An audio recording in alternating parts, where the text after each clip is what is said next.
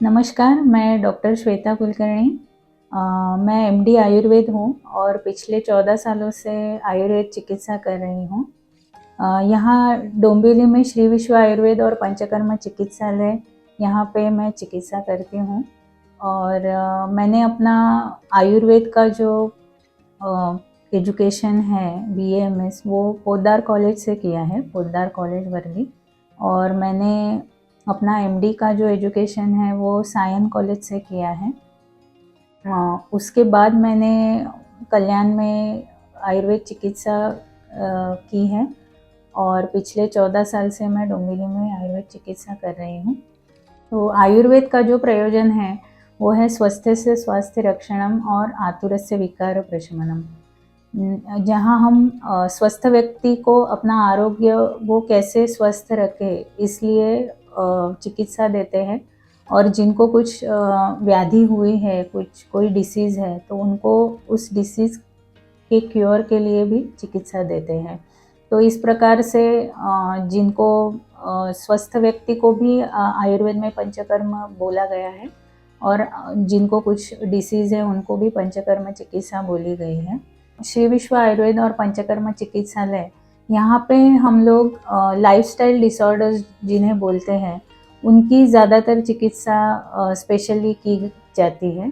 इसमें हम diabetes, obesity, thyroid, BP और जो लड़कियों में आजकल देखने को मिलता है पीसीओडी, पीसीओएस, इन बीमारियों की ज़्यादातर चिकित्सा करते हैं। ये जो बीमारियां हैं ये हमारे जो लाइफस्टाइल है उससे रिलेटेड है।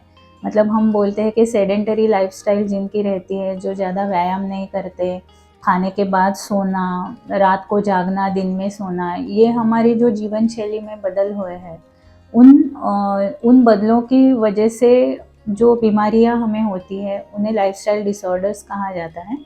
और इन बीमारियों की स्पेशली यहाँ पे हम चिकित्सा करते हैं। मैं पिछले 7 सालों से डोंबिवली वेस्ट के एक जो चैरिटेबल ट्रस्ट का सेंटर है वहाँ पे भी डायबिटीज़ के चिकित्सक इस रूप से काम करती हूँ। ऐसा देखा गया है कि दिन में सोना और विदाउट इंटरवल्स थोड़ी थोड़ी देर में खाते रहना और बिल्कुल व्यायाम ना करना, इन चीज़ों की वजह से ये बीमारियां ज़्यादातर देखने को मिलती हैं। तो इन बीमारियों के लिए आयुर्वेद में जो औषधि चिकित्सा कही गई है वो औषधि चिकित्सा और पंचकर्म, ऐसी दोनों चिकित्साएं हम यहाँ पे करते हैं।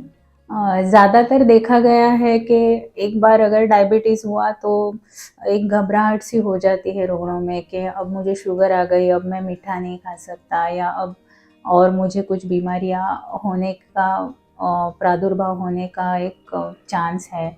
तो अगर हम आयुर्वेद चिकित्सा ठीक से करें, अगर हम जीवन शैली में अपने कुछ सुधार करें, खाने पीने की जो चीज़ें हैं वो थोड़े से उसमें कुछ हम कंट्रोल करें और व्यायाम करें, मतलब हम उसके लिए ज़्यादातर गाइडेंस देते हैं जिसे हम डायबिटीज़ रिवर्सल बोलते हैं कि आपको अगर हमारी कही गई सब मार्गदर्शन से आप अपनी जीवन शैली में कुछ बदल करें, कुछ चेंजेस करें, तो हम लोग डायबिटीज़ को रिवर्स भी कर सकते हैं। तो इसलिए डायबिटीज़ को घबराने की हमें बिल्कुल ज़रूरत नहीं है। उसी तरह ओबेसिटी, ये भी आज हम देखते हैं कि आज सारे विश्व में सबसे ज़्यादा जो बीमारी है वो ओबेसिटी की है।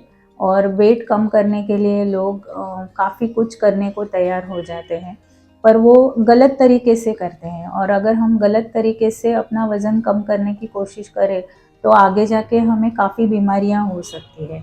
तो इसलिए हम यहाँ पे वेट लॉस कैसे करें उसका प्रॉपर मार्गदर्शन करते हैं रुग्णों को। तो हमने सुना कि पंचकर्म करना बेनिफिशियल है, तो पंचकर्म का मतलब क्या है?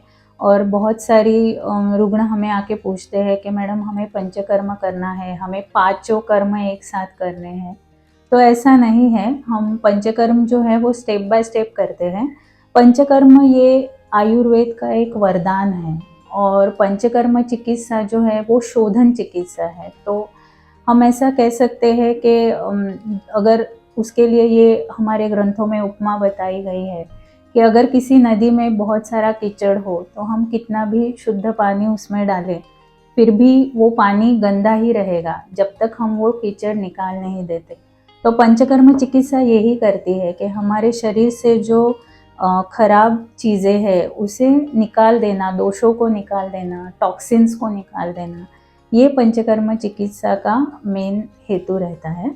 और इसमें जो मुख्य 5 कर्म किए जाते हैं वो वमन, विरेचन, बस्ती, रक्तमोक्षण और नस्य, इन 5 कर्मों को पंचकर्म कहते हैं।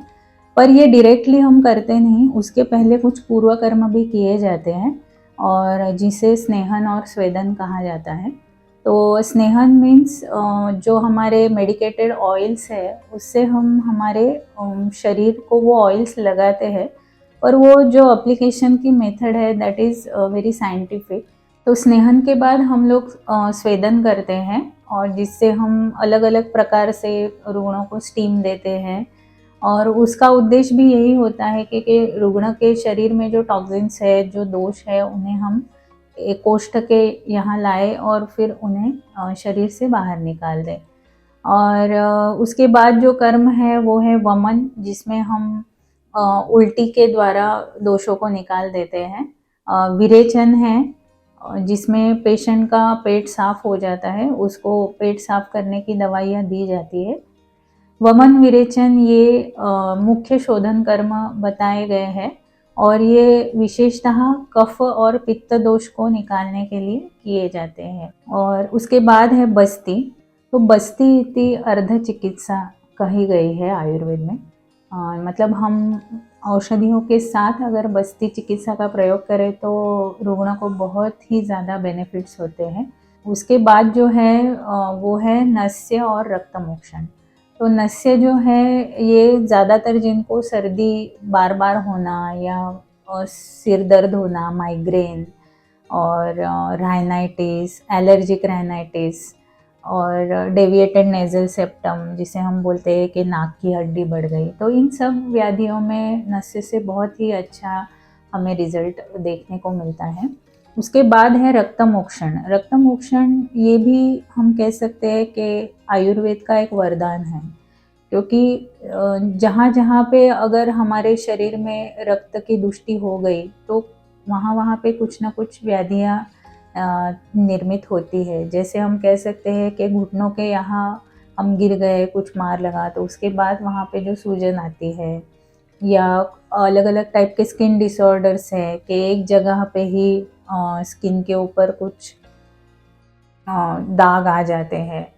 तो इन सब व्याधियों में आयुर्वेद में कहा गया है कि रक्त दुष्टि होती है और इसमें मुख्य है जलों का। तो जलों का जिसे इंग्लिश में लीच बोलते हैं, और ये जलों का उच्चारण जो है ये बहुत ही फैंटास्टिक रिजल्ट देने वाली चिकित्सा है। तो लीच थेरेपी जो है ये हम बहुत सारी व्याधियों में कर सकते हैं और लीच थेरेपी के हमें बहुत ही अच्छे परिणाम देखने को मिलते हैं। ज़्यादातर चेहरे पे जो पिंपल्स आते हैं आजकल यंग लड़कियों में, लड़कों में ये बहुत ज़्यादातर देखने को मिलता है। तो इसमें हम अगर लीच थेरेपी करें तो इसमें बहुत अच्छा हमें रिज़ल्ट देखने को मिलता है। हर तरह के त्वचा रोगों में हम लीच थेरेपी कर सकते हैं। अगर ल्यूकोडर्मा हम जिसे बोलते हैं, जिसे आयुर्वेद में श्वित्र कहा गया है, वहाँ पे भी अगर हम लीच थेरेपी करें तो वहाँ से जो है वो न्यू स्किन का जो जनरेशन होता है, या हम बोलते हैं कि मेलाटोनिन जो कम पड़ रहा है स्किन में, तो वो भी जनरेट होने की संभावना होती है। और लीच थेरेपी से हमें ल्यूकोडर्मा में भी बहुत अच्छे रिजल्ट्स देखने को मिले हैं। तो इस तरह हमने देखा कि लीच थेरेपी के हमें क्या क्या बेनिफिट्स हो सकते हैं। और इसी तरह आयुर्वेद की एक विशेष चिकित्सा है जिसे हम अग्निकर्म कहते हैं।